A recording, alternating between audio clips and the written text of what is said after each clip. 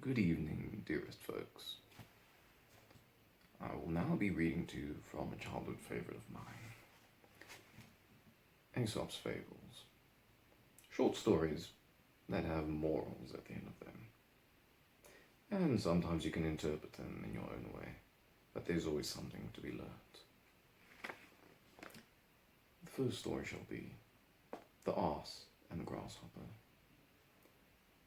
An ass, having heard some grasshoppers chirping, was highly enchanted, and, desiring to possess the same charms of melody, demanded what sort of food they lived on to give them such beautiful voices.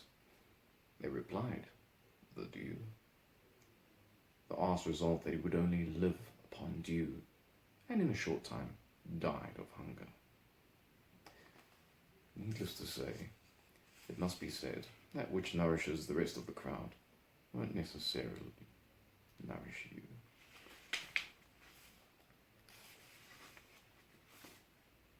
The Cock and the Jewel. A cock, scratching for food for himself and his hens, found a precious stone and exclaimed, "If your owner had found thee and not I, he would have taken thee up and have set thee in thy first estate. But I found thee for no purpose. I would rather have one barleycorn than all the jewels in the world." I think that's pretty much self-explanatory. Something that many may find extremely valuable might be completely useless to another person, either by priorities or by need.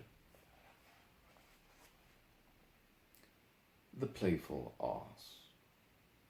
An ass climbed upon the roof of a building, and frisking about there, broke in the tiling.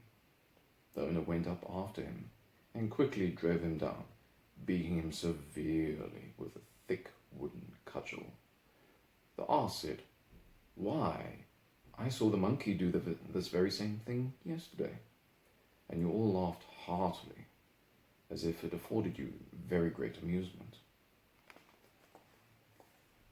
It goes without saying that performing according to what people expect of you won't necessarily bring out the same result as what you would expect. Furthermore, always go against the grain. You never know what might happen. And this final one, I'm just doing this for dramatic effect. The Fox and the Mask. A fox entered the house of an actor and, rummaging through all his properties, came upon a mask, an admirable imitation of a human head. He placed his paws upon it and said, "What a beautiful head! Yet it is of no value, as it entirely lacks brains." I think that's pretty much self-explanatory.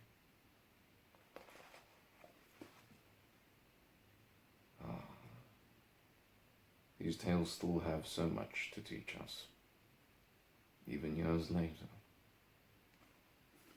And I highly recommend you also give them a purview. And if in the future you would like me to read something, please, by all means, suggest. Thank you.